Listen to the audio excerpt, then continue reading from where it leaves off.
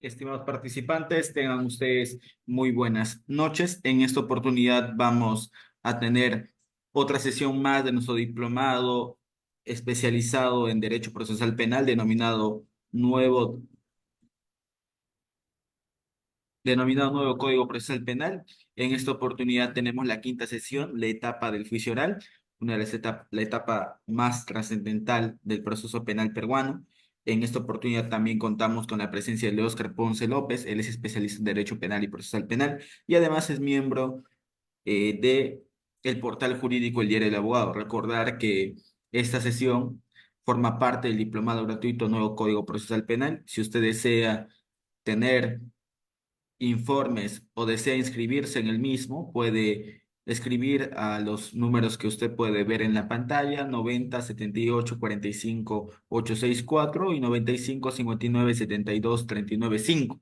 Nosotros somos el portal jurídico El Diario del Abogado, un portal jurídico que constantemente está organizando cursos y talleres para así de alguna u otra forma ustedes puedan adquirir nuevos conocimientos y trascender respecto a la formación académica jurídica exterior, tanto para estudiantes universitarios, egresados, abogados y público en general. En esta oportunidad nos acompaña el doctor Óscar Ponce López.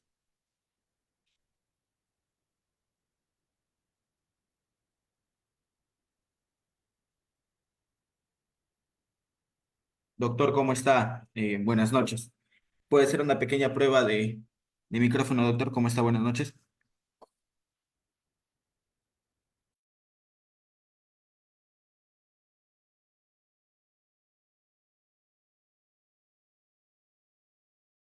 Buenas noches, mi estimado Roberto. Sí, ahora sí. En ese momento no podía, pero ya está todo corregido. Bueno, en principio agradecer nuevamente la oportunidad a todos ustedes, al grupo del portal del jurídico El Diario del Abogado, así como el Ilustre Colegio de Abogados de Cajamarca por esta oportunidad. Agradezco la presencia de todos ustedes, la paciencia y la tolerancia, en lo que espero sea pues una ponencia interesante. Eh, Vamos a compartir rápidamente la pantalla para poder de una vez iniciar. Correcto, vamos a ver, ya está. Y listo. Bien, si me confirman por favor si se pueden ver ya las diapositivas. Sí, doctor, adelante. Muy agradecido.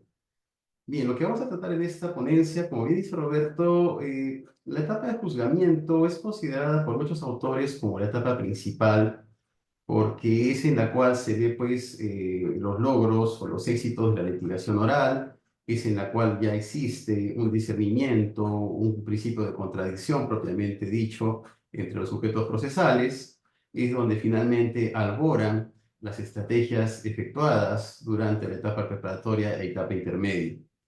Lógicamente, hablar de la etapa de juzgamiento es algo que, en cuanto a los abogados defensores, no nos gusta o preferimos evitar en lo posible, por cuanto, lógicamente, siendo abogados penalistas, lo que está en peligro es la libertad de nuestros patrocinados. En la vereda de al frente del Ministerio Público, llegar a un juzgamiento tampoco es lo óptimo, puesto que eso demuestra de que probablemente existan falencias en la investigación y estas pueden ser aprovechadas también por la defensa.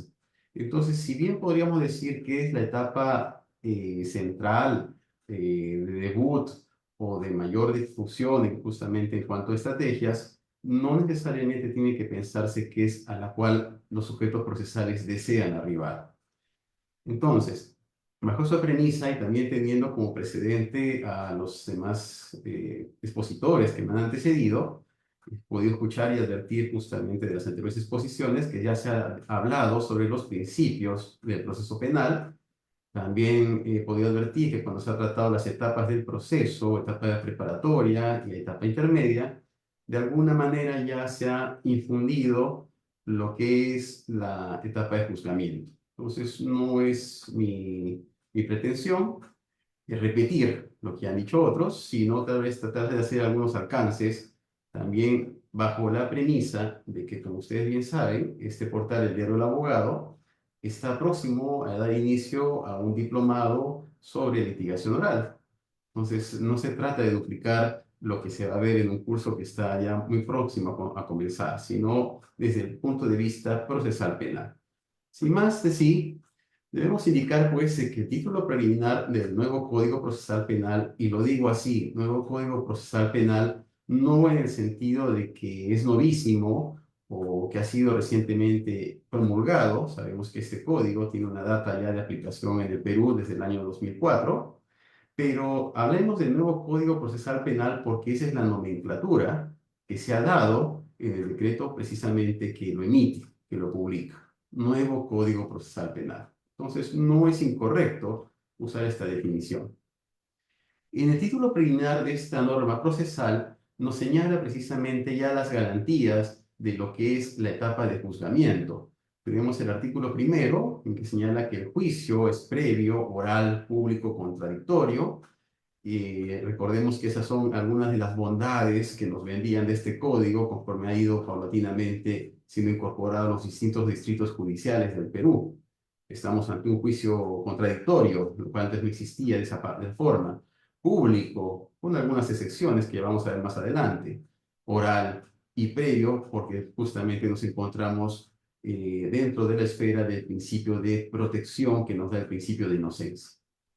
Las partes intervendrán en el proceso con iguales posibilidades, principio contradictorio, principio de igualdad. Las resoluciones son recurribles en los casos y modo previsto por la ley. Las sentencias o autos que ponen fin a la instancia son susceptibles de recurso de apelación. El artículo 2, presunción de inocencia, es decir, bien, como decía hace unos momentos, en tanto no exista suficiencia probatoria y certeza en cuanto al debate y a la credibilidad que crea esto en el juzgador, prospera el principio de presunción de inocencia. Recordemos que la carga de la prueba, a diferencia de los procesos civiles, laborales, etcétera, en este caso corresponde al Ministerio Público. Nosotros no tenemos que demostrar que somos inocentes, sino es Ministerio Público o el órgano persecutor, porque no solamente el Ministerio Público ejerce la acción penal, eso también seguro ya lo han visto anteriormente. Es aquel que haga ejercicio de la acción penal quien tiene que demostrar esa responsabilidad. La garantía final del inciso 2, hasta que no exista una sentencia firme, nadie puede tratar a la persona como culpable. En el día a día vemos que esto no es así, es sencillamente encender el televisor a la hora del noticiero y vemos pues que a diferencia de otros países como en Chile, los noticieros no tienen escrúpulos en señalar a una persona pues como ya responsable, pese a que existe una prohibición, incluso hay una norma legal específica que prohíbe que se le dé ese tinte o esa calidad a la persona en tanto no tenga una sentencia que lo declara así. Titular de la acción penal, según el título preliminar, dice que es el Ministerio Público. Y ya habíamos hablado del deber de la carga de la prueba. Vamos a ver un poco más adelante que esta titularidad de la acción penal no es exclusiva del Ministerio Público. Y esto es importante porque el juicio no es únicamente el juicio que nos dan los textos. No es el juicio en que el Ministerio Público tiene ese ejercicio de la acción penal, sino que existen otras diferencias, otras vertientes que vamos a tratar a continuación. Competencia judicial, corresponde pues al órgano jurisdiccional la dirección de la etapa intermedia y especialmente del juzgamiento. Sobre este artículo ustedes ya lo saben igual que yo, no todos los procesos conllevan en sí las tres etapas. No todos los procesos o tipos de procesos que contiene el nuevo Código Procesal Penal tienen una etapa intermedia. Sabemos que existe incluso algunos que tampoco tienen de por sí una etapa preparatoria. Entonces, eso también lo vamos a tratar de cierta forma.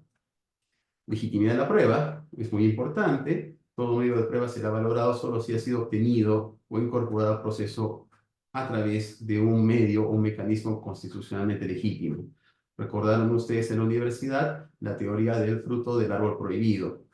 Entonces, eso es en otras palabras, ¿no? Carecen de efecto legal las pruebas obtenidas, ya sea directa o indirectamente, con violación del contenido esencial. Hoy por hoy se han desarrollado conforme a la jurisprudencia, porque el Código Procesal Penal no lo refiere de manera específica, mecanismos precisamente tendientes a excluir los actos de investigación, los elementos de convicción, etcétera, etcétera. Ustedes recordarán que conforme a la sentencia plenaria casatoria 1/2017 sobre el estándar de la prueba, también vemos cómo esta va evolucionando durante el proceso penal y puede ser objeto también de exclusión o reexamen o desacreditación. Ya para concluir lo que es el título preliminar, el derecho de defensa que cuenta del investigado desde el inicio. También se han levantado las nubes o las penumbras en que anteriormente se operaba por los juzgadores, en que decían que este principio de derecho de defensa recién abarca cuando el caso se judicializa. No, el código es claro, ese es el inicio, y esto conlleva a la vez derechos, inclusive que pueden ser atendibles o extensibles a la defensa. Punto importante que aquí quiero dejarles es el artículo 3, el inciso 3. El proceso penal garantiza también el ejercicio de derecho de información y participación procesal a la persona agraviada o perjudicada por el delito. Aún hoy es costumbre o es cotidiano encontrar fiscales que prohíben la participación de los abogados defensores de la parte agraviada no constituidos aún bajo la figura del actor civil. Siguen conservando el estatus de parte agraviada y sin embargo se les continúa en algunos, afortunadamente solamente en algunos lugares, la restricción de participación. Ejemplo, usted es abogado de la parte agraviada, no puede participar en la declaración testigo. El Ministerio Público está representándolo, su derecho está cautelado o garantizado a través del señor fiscal. Por tanto, señor abogado, puede ser usted un convidado de piedra, pero no le voy a permitir participar. Afortunadamente, esta situación ya ha ido cambiando. Casos muy esporádicos se ven todavía en que se restringe la participación del agraviado. Entonces, acá está la fórmula. Es el título preliminar del Código Procesal Penal el que faculta esa participación. Bien, entremos ahora sí en el campo. Como decíamos, la acción penal, y esto también lo tocó el doctor Sergio Panduro precisamente, la acción penal no es exclusiva del Ministerio Público. Los libros o los textos que hablan sobre la etapa de juzgamiento y muchos de ellos sobre el juicio, sobre el nuevo Código Procesal Penal, se circunscriben únicamente bajo esa posición. eh, en la persecución que realiza el Ministerio Público, estamos hablando que es a través de delitos de persecución pública. Pero también ustedes recordarán que nuestro Código Penal comprende delitos de persecución privada. Y en este caso, el artículo 107 del nuevo Código Procesal Penal nos trae la figura del querellante particular. Es decir, en este tipo de procesos ya no interviene el fiscal, son directamente situaciones en que los contrincantes son abogados. Entonces ya vemos una excepción a este tema de lo que decía el título preliminar, que la acción penal es exclusiva del Ministerio Público. No es así. Luego nuestro código también nos habla de los delitos que requieren la previa instancia del directamente ofendido por el delito. Es decir, si tú eres la víctima y no le abres la puerta al fiscal, este no va a poder seguir adelante. De alguna forma está condicionado al ejercicio de la acción penal a que el agraviado permita o habilite esa participación. Entonces, como decíamos, generalmente los textos se centran en una sola base que es el juzgamiento en sí, conforme lo dice el código a partir del artículo 352, 351 creo, no recuerdo en este momento, pero existen variantes. Una de ellas, el proceso inmediato.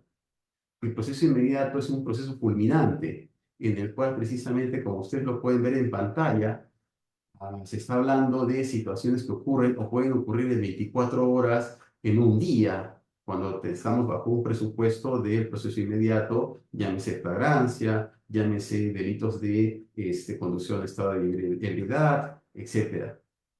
Y la audiencia única de juicio inmediato, en el artículo 448, ya nos lleva a ver un primer cambio en ese juicio clásico que nos vienen dando los textos. ¿Qué nos dice? El juez penal competente realiza una audiencia única de juicio inmediato en el día y en el peor de los casos no podrá exceder 72 horas. En el proceso común, ustedes saben que el requerimiento acusatorio nos es notificado, nos dan un plazo de 10 días para poder absolverlo y después de la absolución viene pues la etapa intermedia, viene justamente el auto de enjuiciamiento y después de ahí pasa a un juez ya de juzgamiento o a un colegiado donde finalmente se sacará el auto de citación a juicio. El proceso inmediato no tiene esas mismas calidades. ¿Qué más podemos ver? ¿Cómo es un proceso inmediato? el fiscal incoa o solicita al juez de investigación preparatoria un proceso inmediato. Si el juez de investigación preparatoria lo declara procedente, ya no hace más.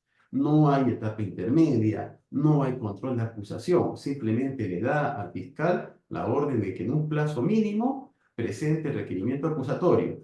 Una vez que el fiscal cumple con ello, pasa la pelota a la cancha del juez de juzgamiento. Y es ante el juez de juzgamiento donde recién se realiza esta etapa de filtrado de la acusación. No va a juzgar inmediatamente, no va a iniciar el juicio a la brevedad. Va a haber también un filtro, pero bajo otros matices.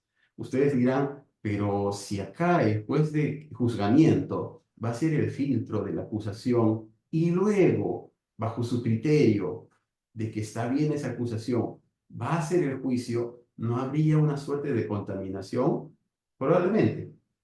Podría ser criticable.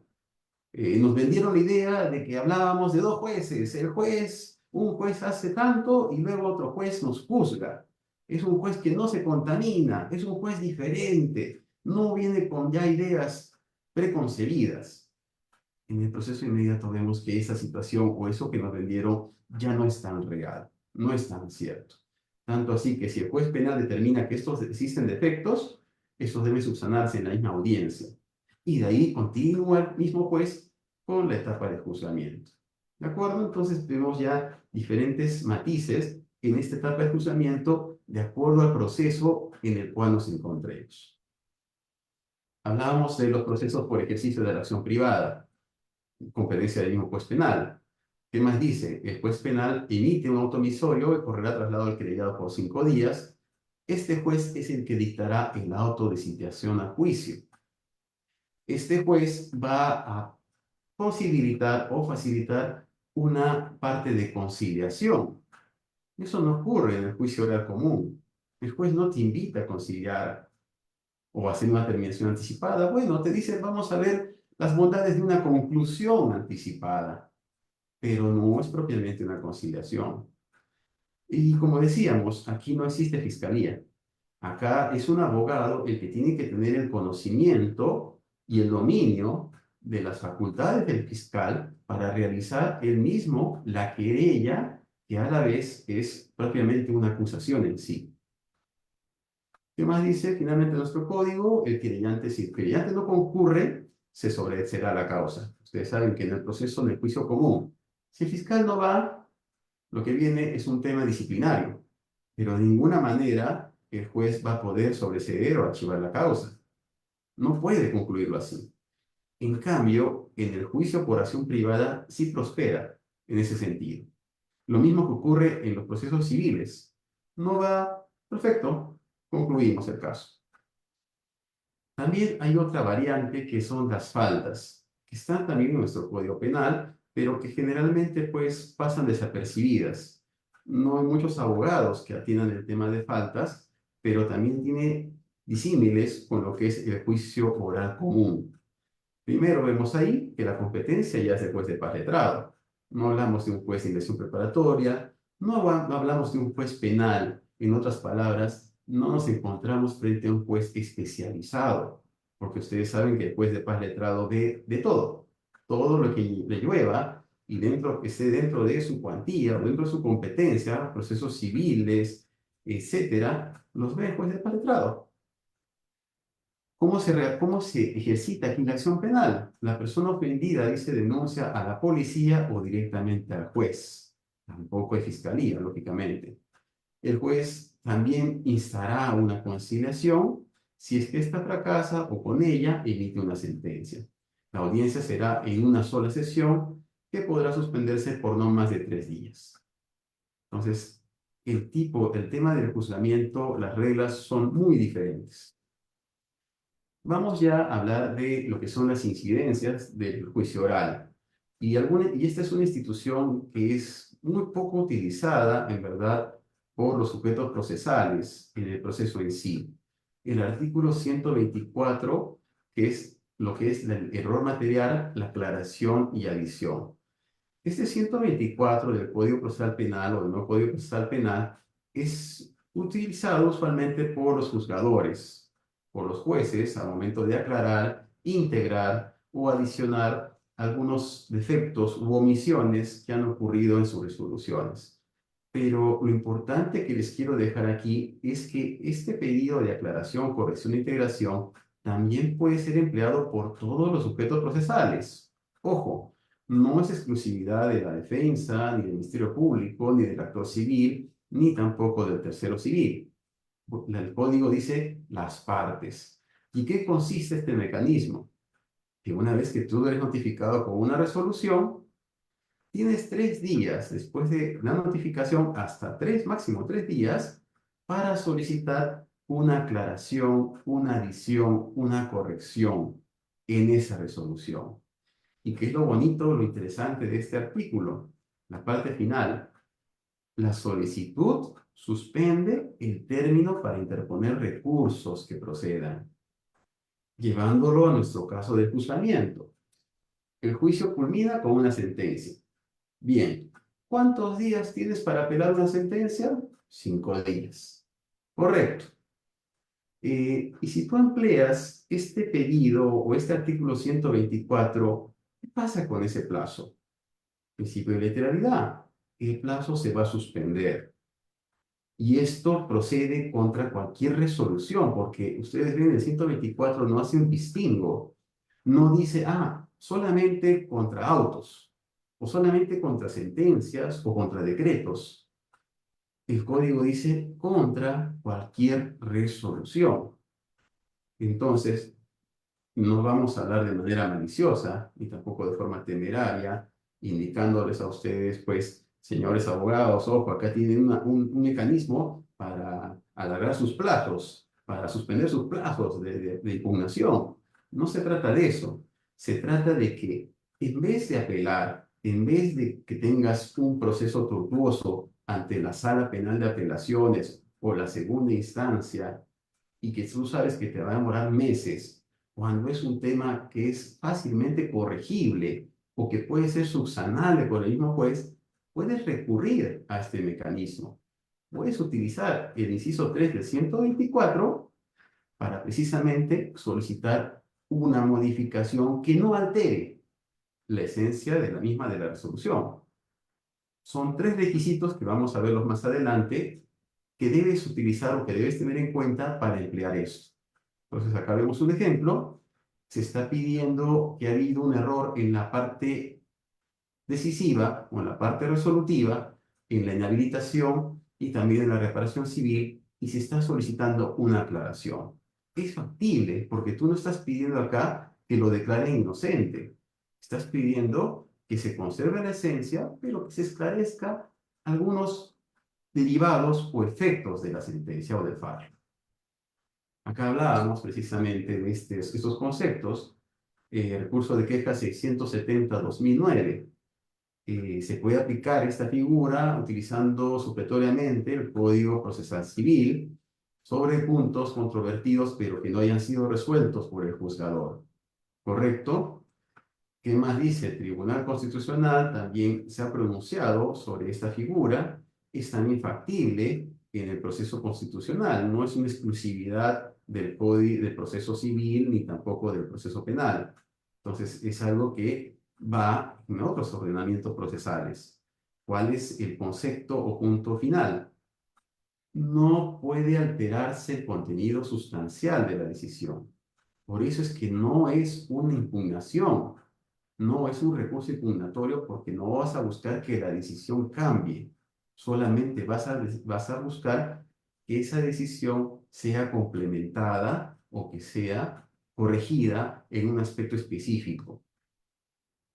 Acá tenemos, por ejemplo, un resultado, ¿no? Ante un pedido de aclaración que se resolvió el juzgado improcedente. Y lo que pongo abajo es algo interesante que ocurrió también en un caso, ante un pedido de aclaración de una sentencia, ¿cuál fue el pronunciamiento del juzgado unipersonal? Se había apelado, porque eran varios sujetos procesales, unos de ellos apelaron la sentencia, otra defensa, en función de este pedido de aclaración, suspendió los términos o los plazos de impugnación, y ¿qué dijo el juzgado? Sacó una figura que no encuentro hasta ahora en el Código Procesal Penal suspenso de la jurisdicción. Ustedes lo pueden leer, dice, no vamos a resolver tu periodo de aclaración porque estamos en suspenso de jurisdicción al haberse concedido el recurso de apelación. Y es más, que dice este juzgado, haz valer tu derecho ante el superior. O sea, ya te cambiaron totalmente la figura, esto es algo muy criticable, ustedes pónganle el término que deseen, un tema constitucional, un tema incluso puede tener connotación penal, dependiendo, pero lo toco a colación porque ha ocurrido y espero que a ustedes no les pase y encuentren la solución si es que esto les pasara o ocurriese frente al pedido que ustedes pueden hacer en virtud del artículo 124. Vemos, como decía, que los jueces lo hacen. Acá tenemos una autointegración donde el juez, y a su resolución dictada el día anterior, decide integrar, incluir cosas que en ese momento no las virtió o las olvidó o él considera que es necesario ampliarlas. Entonces, lo que estoy diciéndoles no es una falacia, es aplicado tanto por jueces, pero lamentablemente no tanto por sujetos procesales. Otro aspecto que quiero darles a conocer o quiero tratar con ustedes es el asunto de la competencia. Lo que estamos viendo en pantalla es una resolución administrativa de una Corte Superior de Justicia del país, en el cual, como ustedes saben, pues en el país existen muchos jueces provisionales, algunos también supernumerarios, y estos pues ejercen competencia hasta que el retorno del titular o hasta por X circunstancias ya se da por concluida su participación. Lo que podemos ver aquí es que quiero que vean lo que habla en cuanto al juez Raúl. Dice, dar por culminada la designación del juez Raúl como juez provisional del segundo juzgado penal unipersonal, siendo el 14 de diciembre de 2023, es decir, es algo muy reciente, el último día que ejerce como tal. Y de ahí quiero que vean el artículo cuarto. Bueno, el artículo tercero antes de eso. Designar al juez Raúl como juez especializado provisional del primer juzgado penal unipersonal. O sea, le dicen hasta el 14 estás como juez del segundo y al 15 te vas al primero. Artículo cuarto. Disponer que los magistrados que culminan funciones continúen conociendo los procesos en los que han asumido competencia a fin de evitar el quiebre de los mismos conforme a la normativa aplicable a la materia bajo responsabilidad. ¿Correcto? Esta es la premisa. Una resolución administrativa donde dice, pues Raúl, hasta el 14 de diciembre, segundo. El 15 te vas al primero. Ojo, no me dejes juicios vivos. Mátame todos tus casos. Bajo responsabilidad. Esto ocurre. ¿Es posible esta situación? Vamos a ver. Hay una sentencia del Tribunal Constitucional, ahí lo tienen ustedes en pantalla, el expediente 2527-2021 habeas corpus, donde ocurre ya en la cancha una situación real con esta situación. Hay una jueza, en este caso la jueza del juzgado de Paita, quien hace un juzgamiento e emite una sentencia condenatoria. Pero durante ese interín, sale una resolución administrativa del Consejo Ejecutivo del Poder Judicial y cambian la competencia de esta juez. Le dicen, doctor, usted ya no va a estar a cargo del juzgado unipersonal. Ahora, por favor, tenga usted la bondad de pasar al juzgado de extinción de dominio de Piura. ¿Qué hace la defensa? Dice, oye, esto es una abominación. Entonces, ¿cómo esta jueza, que ha sido por resolución administrativa designada en otro juzgado, me va a emitir una sentencia? ¿Por qué? Acá no se priva, se está alterando algún principio del proceso penal que ustedes ya lo han visto, como decía anteriormente con los anteriores ponentes. Sí, en este caso el Tribunal Constitucional ha señalado que existe una alteración al principio del juez natural.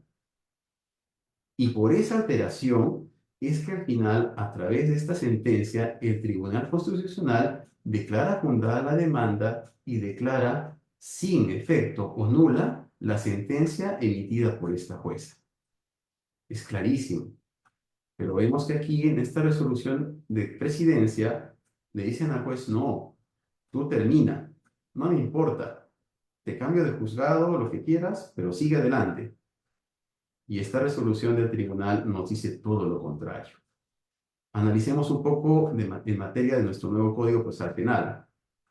El 359 habla sobre la concurrencia del juez y las partes y toca que el juez puede ser reemplazado una sola vez, dice, si suspenderse el juicio, cuando estamos ante un juzgado colegiado. Un juzgado colegiado, estamos hablando de 3 magistrados. Uno de ellos se ausenta por qué motivos, puede venir otro a reemplazarlo, no hay problema, el juicio continúa, no hay una vulneración o una alteración a los principios y garantías del juicio. Me ha pasado cuando yo ocupé también el cargo de juez supernumerario en un juzgado colegiado y a veces me decían tienes que integrar colegiado porque el doctor fulano se está yendo de vacaciones. El juicio ya está iniciado. Bueno, el código lo faculta y ni modo, a agarrar el caballo en ese momento, ¿no? En pleno andar. ¿Qué más dice el 359? La licencia, la jubilación o el goce de vacaciones de los jueces no les impide participar en la deliberación y votación de la sentencia.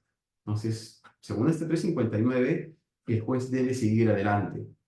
No es que me voy de vacaciones judiciales, ¿m? Ojo, no es que me estoy jubilando o no es que me estoy yendo de licencia y por tanto voy a quebrar el juicio. 359 supuestamente dice que no. Pero atendamos la primera parte del inciso 2. Juzgados colegiados. Colegiados. Nuestro caso es un juez unipersonal. No lo menciona, no lo recoge propiamente el 359 esa posibilidad. Y además, si hacemos una interpretación, la deliberación y la votación no va a existir pues en un juzgado unipersonal. La deliberación, no sé, podría ser cuestionable. Bueno, voy a deliberar en mi casa, pero la votación, no vas a votar tú solo como juez, sí o no. Entonces, la interpretación es que estas reglas se aplican también al juzgado colegiado, no al unipersonal. Entonces, en resumen, lo que recogemos aquí es que esta resolución administrativa no es factible, no es aplicable para casos que este juez Raúl, haya intervenido como juez unipersonal. Si le ha integrado colegiados, posiblemente sí podría, forzando la figura del 359, todavía participar y emitir sentencia. Entonces, esto lo toco porque está pasando, ha ocurrido, y esa resolución es del año pasado. Y este juez ha sacado una sentencia condenando a unas personas sabiendo que para esa fecha en que emite la sentencia, él ya no era juez. La sentencia la saca con fecha mucho posterior a la dación de esta resolución administrativa. Otra figura que no es muy difundida y que no es muy aplicada por los sujetos procesales, sobre todo por los abogados y los fiscales, en verdad, creo que no he visto hasta ahora un caso en que un fiscal lo haya aplicado o lo haya utilizado. La figura de la reposición. Ustedes saben que las resoluciones, de acuerdo a la norma procesal, son tres: autos, sentencias y decretos. Frente a cada una de ellas existen recursos impugnatorios. En específico, cuando hablamos de un decreto, el recurso empleado es una reposición. Artículo 415. ¿Correcto? Hasta ahí no tenemos ningún problema. Con frente a un auto, apelación. Frente a la sentencia, apelación, etcétera. Lo que quiero que vean ahí es lo resaltado en rojo. Durante las audiencias, solo será admisible el recurso de reposición contra todo tipo de resolución, salvo las finales, debiendo el juez en este caso resolver el recurso en ese mismo acto sin suspender la audiencia. ¿Qué me ha ocurrido? ¿Qué me ha pasado? Tenemos audiencia de control de acusación. La jueza, una vez oralizada la acusación, el requerimiento acusatorio, digamos, las defensas no hicieron observaciones dentro del plazo de ley. Emite un auto declarando el saneamiento, por saneada la acusación. ¿Qué seguimos, señores? Vamos a ver la parte ya de fondo. Vamos a hablar sobre el caudal probatorio, los medios de prueba, admisibilidad. Te pasa, a veces te ocurre que por X motivos ha sucedido una defensa y esta defensa no hizo ninguna observación. Utiliza esta fórmula, la reposición. Señorita magistrada, al concluir el artículo 415, voy a presentar reposición sobre ese auto que usted ha sacado, el auto de saneamiento fiscal que dice, momento, eso no se aplica. La reposición solamente es contra decretos. Señorita jueza, principio de literalidad, artículo 415, contra toda resolución emitida en audiencia. No dice contra audiencias de juzgamiento, audiencia de tutela, no hace distingo. Contra todo tipo de resolución. Así el código señala que es impugnable, como por ejemplo el auto de enjuiciamiento, acá hay una norma que lo contraviene o lo contradice. Contra toda resolución, todo tipo de resolución, puedes presentar reposición, aún contra el auto de enjuiciamiento. Finalmente, la suerte que corra esta reposición, eso sí es inimpugnable, el código lo señala. Entonces, tienes ahora otro mecanismo más a emplear cuando se te escapó la paloma y no hiciste lo que tenías que hacer en su momento, o cuando detectas en ese momento un error y, bueno, está supuestamente ante una resolución dictada en audiencia irrecurrible, tienes la reposición. Y eso también te puede pasar en el juicio, lógicamente, porque estamos tratando de juzgamiento. Si haces un reexamen y el juez te dice no, si solicito un careo o solicito prueba nueva en ese momento, al inicio del juicio, o frente a una desvinculación procesal, te opones, etcétera, ¿te quedas callado? No. Utiliza el 415. En vía de reposición, solicito un reanálisis, un reexamen de esta decisión, señor magistrado. No tires la toalla automáticamente. Entrando ya al juicio oral y a los pilares de hay muchos temas que a veces pasan desapercibidos cuando te vas a un juzgamiento. El artículo 397, y esta también es experiencia como juez. 397 es una parte medular, principal del juicio. Dice, la sentencia no podrá tener por acreditados hechos u otras circunstancias que los descritos en la acusación. Y cuando existe una acusación ampliatoria, también, pero salvo cuando, también en ese caso, y dice salvo cuando favorezcan al imputado. Ahí hay una excepción. Entonces, sí, si favorecen al imputado, sí pueden estar ahí, pero si lo perjudican, el juez tiene que regirse a rajatabla en lo que dice la acusación. No puede escapar. Entonces, ¿qué es lo que pasa en el día a día? Existen a veces algunos órganos jurisdiccionales donde la etapa intermedia no cumple con su finalidad, con su esencia, no cumple con esa etapa de filtrado, con esa labor de colador, de solamente permitir que pasen a juicio los casos pues que tienen verdaderamente pues probabilidad de éxito o que tengan pues de acuerdo al principio de lesividad una grave alteración que supere incluso la garantía del principio de mínima intervención del derecho penal. Ustedes lo saben igual que yo que en muchos lugares esto de la etapa intermedia es simplemente un tema de agua caliente. Que pase y ya pues de juzgamiento, el unipersonal o el colegiado lo verán. Entonces, ¿y eso qué incluye o qué influye en algunas situaciones?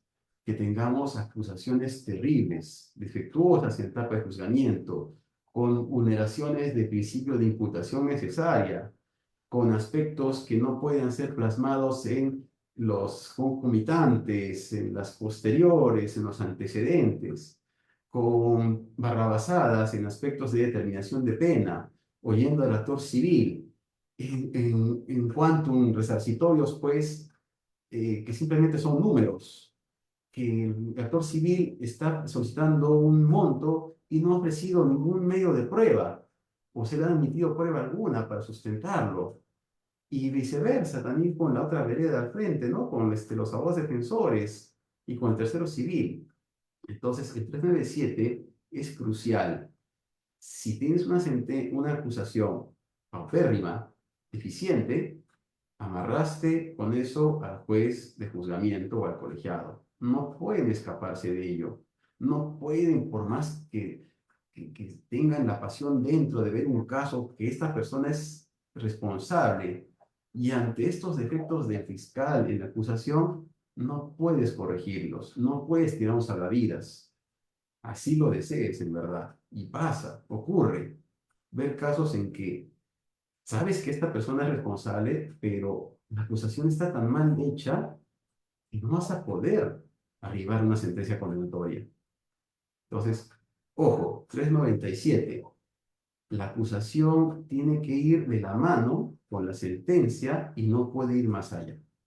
Bien, ténganlo siempre presente. 397, correlación entre acusación y sentencia. Auto de enjuiciamiento, cuaderno de debates y expediente judicial. Estos tres elementos que ven ustedes ahí son los cuales ningún abogado defensor puede ir a juicio sin ellos. Tú no puedes ir a juzgamiento o a juicio oral sin tener estos tres incidentes o estas tres piezas. El autoenjuiciamiento, el cuadro de debates, que es lo realizado en la etapa intermedia, el control de la acusación, y el expediente judicial que contiene las pruebas a actuarse.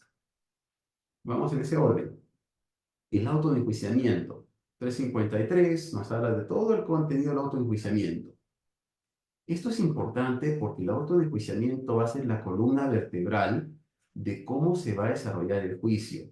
Ya hemos visto al inicio de la presentación que el juez es el director del juzgamiento. Y el juez, ¿cómo va a dirigir? ¿Cómo va a imponer estas facultades durante esta etapa, cumbre de la etapa del proceso penal? Si tienes un autoenjuiciamiento deficiente, y eso no lo sacaste tú, juez de juzgamiento, eso te lo mandó el juez de preparatoria, salvo las excepciones que hemos visto cuando hemos hablado de distintos tipos de procesos, ¿no? Vamos nuevamente al proceso esencia o general. Entonces, el autoenjuiciamiento es muy importante. Por favor, tienes que tenerlo siempre también presente. ¿Por qué? Porque el autoenjuiciamiento, como lo ven ustedes ahí, es lo que va a decir qué se va a actuar y no solamente eso, cómo se va a actuar, cómo se va a realizar ese desarrollo de la prueba. Pueden verlo ahí ustedes. Ministerio Público se le admite un testigo, Miguel Carita, y se está diciendo sobre qué puntos va a versar su declaración, en qué extremos es que esta persona va a hablar durante el juzgamiento. ¿Y esto qué significa? Que cualquier otro tema ajeno a esto no debería actuarse, no debería permitirse. Entonces, esto del autoenjuiciamiento es precisamente lo que ya sí está labrado en piedra de qué se va a realizar en el juicio y cómo se va a actuar. Esa es la importancia. Pero si ustedes, contrario a este autoenjuiciamiento que ven ustedes en pantalla, tienen el que dice, segundo, admitir como medios de prueba, pericial, Loli Jover Chávez Cabrera, va a declarar sobre el informe 338 de fecha tal y deberá ser notificado en tal lugar. Seguimos, documentales que se emiten al Ministerio Público. La copia del MOF, la copia del ROF.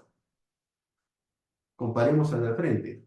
Ahí tenemos otra, parte del Ministerio Público. ¿Qué se va a actuar? La declaración del señor Juan Manuel Chambilla, del señor perito Rubén Adán Zapata Avendaño, que dispondrá o será examinado sobre el informe, copia simple del informe cero. Bueno, va a ser expuesto sobre este informe pericial, sobre el contenido y las conclusiones, y sobre los testigos. La pertinencia es que van a hablar sobre A, B y C. Sobre los documentales, vamos a actuar pues la copia simple de este informe en estos puntos, tan, tan, tan. ¿Qué diferencia? Entonces, comparen ustedes lo que es un verdadero autoenjuiciamiento con algo que simplemente es iniciativo. Esa es la importancia, porque si tú eres abogado defensor, esto circunscribe el juicio. El primero deja a la merced de Dios, a la voluntad de los hombres y a lo que pueda ocurrir de la divina providencia, cómo se va a actuar el juzgamiento. Entonces, por eso les digo que es importantísimo. ¿Qué hacer si tienes un auto de enjuiciamiento como el primer caso? Ya les di la solución. Tienes tu artículo referido a la reposición. Entonces ya te di la solución de cómo lograr de eso a esto.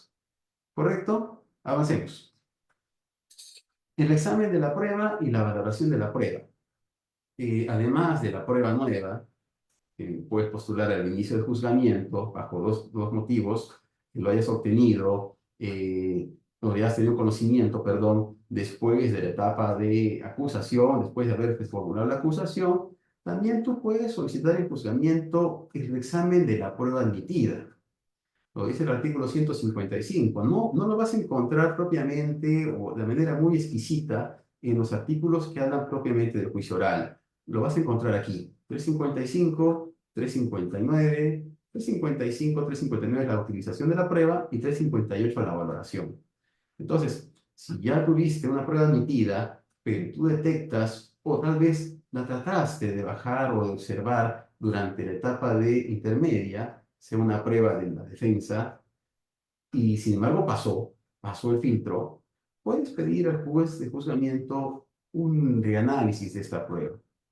Esto está sujeto para cualquier sujeto procesal. Acuérdense del principio eh, precisamente del principio de lo que es, eh, estamos hablando, a ver, ya está, de contradicción, ¿correcto? ¿Me confirma, por favor? Creo que se fue la presentación. Aníbal, inhabilitado. Sí, Un doctor, servicio, por se, favor. se ha ido a la presentación. Vuelvo a compartir, por favor, nuevamente. Sí, es que todavía ya me retiró la condición de anfitrión. No puedo. Todavía no puedo volver a compartirla.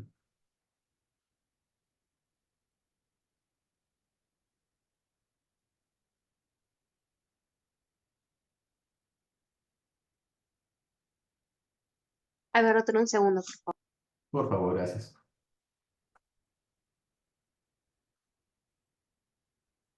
Genial. Excelente. Muchas gracias. Ahora sí, retomemos ya para ir culminando. Ahí está. Listo. Examen de la prueba. Hablábamos de que tú puedes pedir el examen entonces de eso. ¿Qué ocurre generalmente en los juzgamientos? Ya está definido. En la declaración de un imputado, ¿tiene o puede participar el fiscal?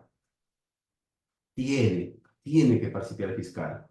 En la declaración de los testigos, en la etapa preparatoria, ¿es facultativo que te notifiquen la citación a la declaración o es obligatorio? Es obligatorio. Entonces, ¿qué pasa en los juicios? Muchos abogados solicitan últimamente reexamen de la prueba o la exclusión de la prueba frente a estas deficiencias. Señor juez, se va a hacer lectura del testigo porque han concurrido. ¿De acuerdo? Vamos a proceder, señor fiscal. ¿Tiene usted las declaraciones previas? Sí. Proceda a su lectura. Un momento, señor juez. Sí, defensa. Solicito justamente un examen de la prueba. Como se va a poder advertir en este caso, señor magistrado, no se ha cumplido con el requisito de citaciones a esta defensa en cuanto a que este testigo haga declarar a nivel del Ministerio Público, a nivel de gestión preparatoria. Por tanto, no habiéndose cumplido con este requisito, solicito que no se admita la lectura de la declaración previa. Señor fiscal, no, señor juez, sí hemos notificado. Señor fiscal, ¿tiene usted las constancias de citación, de notificación? No, están en mi carpeta anexa. Lo siento, señor fiscal, o en mi carpeta auxiliar. Lo siento, señor fiscal, estamos en juicio. Yo no puedo suspender el juicio para que usted vaya a traer su carpeta auxiliar y me enseñe las notificaciones. ¿Qué hacen los fiscales ahora? Ya con esta situación, ofrecen incluso ya en la etapa intermedia, no solo las declaraciones previas, sino también las constancias de notificación. Ya están superando también esta deficiencia. Entonces, ahí tienes otro tip. La prueba nueva, ya estábamos hablando en este momento, conocimiento con posterioridad a la audiencia de control de acusación. Y acá hay un gran problema. Tu cliente, pues lo que siempre suele ocurrir, tu cliente lo tenía sepultado, refundido, no se acordaba, ya no trabaja en la institución, qué sé yo, y recién te lo consigue. Pero el documento tiene fecha antes del requerimiento acusatorio. No cumples con el requisito 373. Tienes que ver la forma de habilitar eso, tienes que ver el mecanismo de cómo superas esa situación. Hay muchas formas, en verdad, de poder lograr superar esta valla. Mm, Es un tema nomás de lluvia de ideas. No quiero ser tan específico o explícito en este asunto, pero sí hay formas de lograr que los documentos cumplan con este requisito. En verdad no es tan complicado, no es tan complicado lograr esto, pero si tú no logras demostrar esta situación, tenlo por seguro que ya sea fiscal o a veces también el fiscal lleva pruebas nuevas y el que se opone es la defensa, no va a prosperar solamente por este aspecto de posterioridad a la audiencia de control de acusación. Olvídate acá de que el proceso, el juicio es esclarecimiento de la verdad y el juez debe allanar. Salió una casación hace mucho tiempo que decía de que sí, el juez en virtud del esclarecimiento de los hechos debería permitir ser proactivo en ese sentido. Esta casación es solamente eso, un antecedente que no ha tenido mayor eco. Entonces, muy difícil que con esa casación prospere. Tienes que ver ese tema bien. Acá hay una figura que tampoco no es muy conocida y que ocurre mucho en el juicio, la desvinculación procesal. ¿Qué dice en el estricto el código? Durante el juicio, antes de la culminación de la actividad probatoria. ¿Cuándo culmina la actividad probatoria? Ustedes acuérdense que hay un orden, ¿no? Dice declaración, investigados, pericia, actuaciones periciales, documentales, etcétera. Hay un orden y ahí el mismo código procesal penal te dice con qué actuación termina la actividad probatoria. ¿Qué te dice aquí? Antes de la culminación de la actividad probatoria, el juez podrá apartarse de la acusación, podrá realizar una calificación jurídica distinta, pero, primero, requisitos. No puede haber terminado la actividad probatoria. Uno. Dos. El juez tiene que advertir al fiscal y a los sujetos procesales sobre esa posibilidad. Y tres. Puedes otorgar, si así lo exigen los sujetos procesales, o debes otorgar un plazo para que estos sujetos procesales, ante esta posibilidad, reestructuren su estrategia de juicio. Ahora el 2 nos dice cuando el fiscal también lo puede hacer. Sí, el fiscal también puede, mediante una posición complementaria en pleno juicio o al inicio del juicio inclusive, modificarte un aspecto de la acusación primigenia.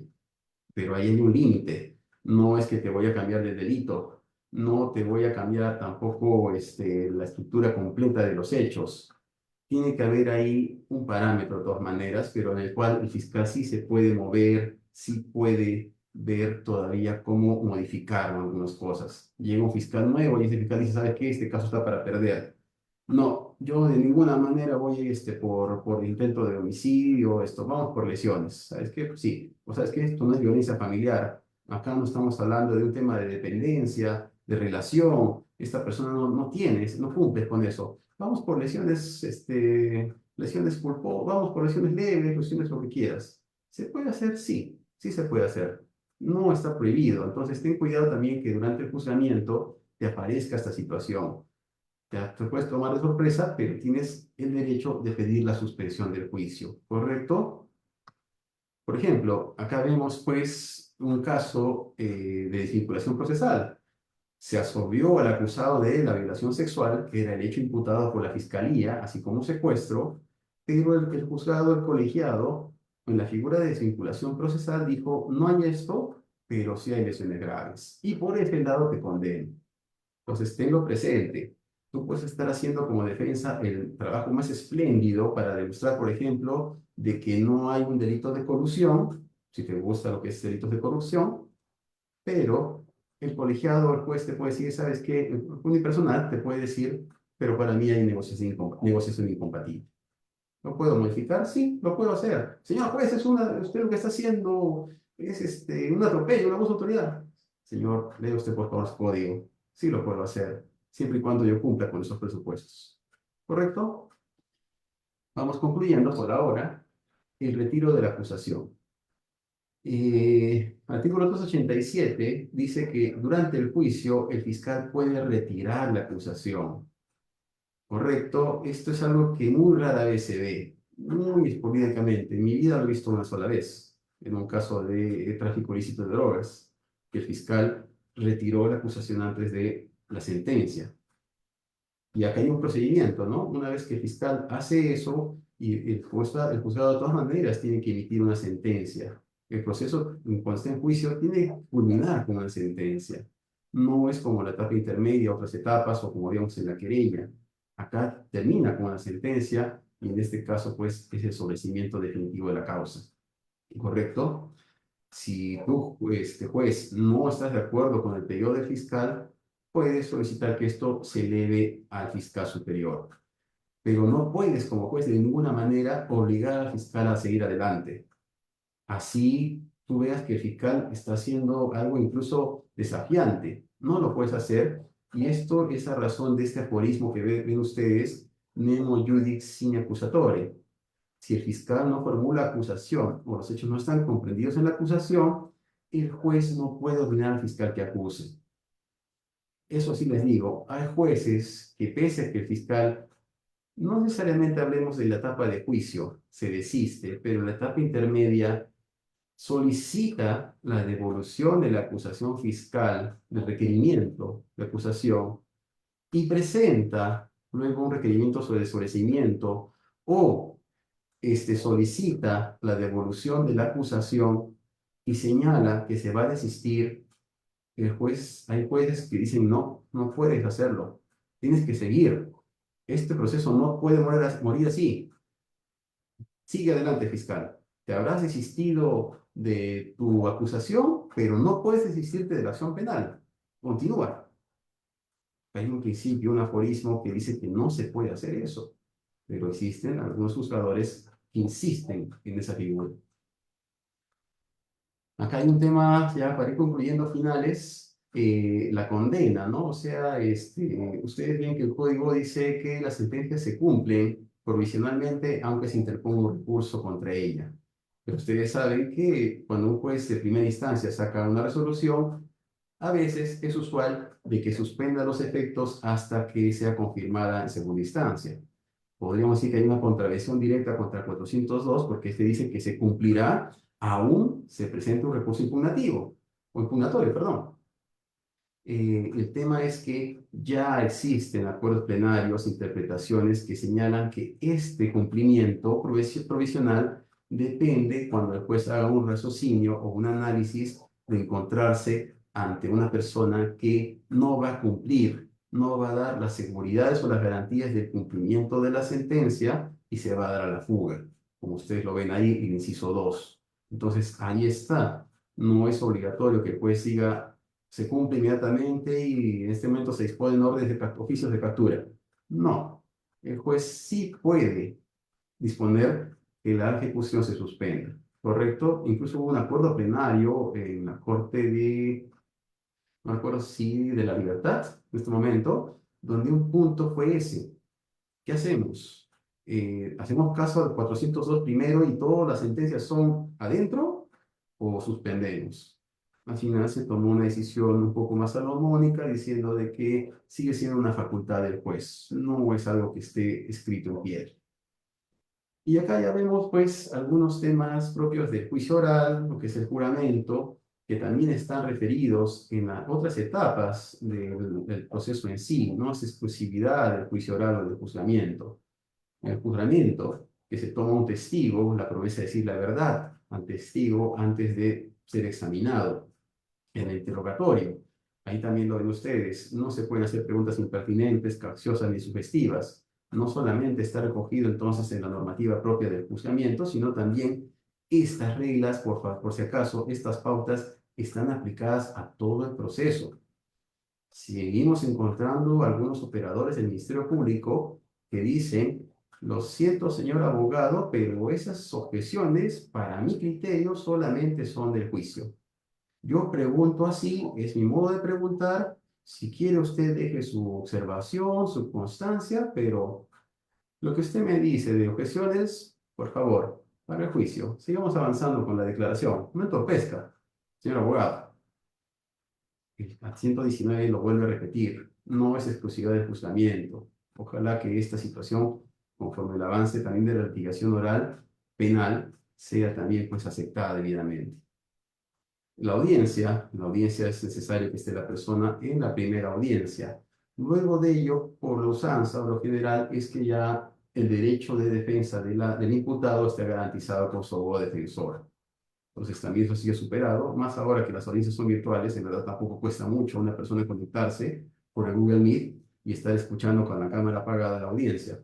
Pero de todas maneras, si esto se supera, este tema de la virtualidad, no es necesario que la persona esté presente en todas las sesiones. ¿Correcto? Ahí tienes también el 119A. Muy bien. Entonces, dentro del tiempo estipulado y acabando precisamente casi a punto de las 9, esas son algunas incidencias que les quería hacer llegar yo sobre lo que es el juicio oral. Vuelvo a repetirlo, no es mi intención en este momento hablar de litigación oral porque ya se viene el diplomado y esperamos que puedan participar todos ustedes. Estaremos muy agradecidos de ello. Y ahora vamos pues a ver si existe alguna interrogante, alguna pregunta sobre eso. Muchas gracias.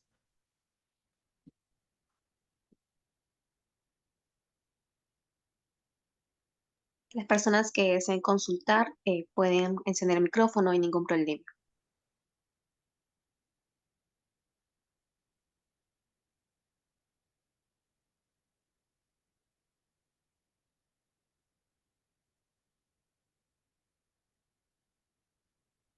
Bien, estamos cumpliendo entonces con la regla de los 3 minutos y en vista de que, perdón, hay una consulta, sí. El imputado puede participar con su voz en todas las audiencias del juicio oral aclarando cosas. No, no. El imputado tiene dos derechos en el juicio. De declaración, sin autoincriminarse, sin autoinculparse, puede acogerse a guardar silencio, sencillamente, y él decide en qué momento del juzgamiento rinde su declaración. Uno. Y el otro es el derecho final, de acuerdo a la actividad probatoria que dice el Código Procesal Penal, de ser escuchado. Diferencia entre uno y otro. En el primero, le van a hacer pues interrogatorio y contrainterrogatorio. Va a ser sometido a fiscalía, defensas y por ahí alguna aclaración del juzgador. En el segundo, en el derecho de ser escuchado o de exponer lo que él considere, él habla lo que desee. Claro que tampoco no nos va a dar una receta, ¿no?, de cocina, pero ahí vendría en todo caso lo que usted menciona. Si el acusado observó que estaban hablando barrabasadas, que el perito tergiversaba, que el de Contraloría se inventaba situaciones que no han ocurrido ahí, y no ha sido eso aclarado o contradecido por la defensa durante la etapa de juzgamiento, que también puede de su cosecha aportar al final, antes de finalizar precisamente el juzgamiento. Entonces sí, tiene que guardárselo, lamentablemente no puede interrumpir, pero va a tener su oportunidad de decir todo lo que desee de manera clara y amplia. No se preocupe, se garantiza ese ejercicio, ese derecho a ser escuchado. ¿De acuerdo?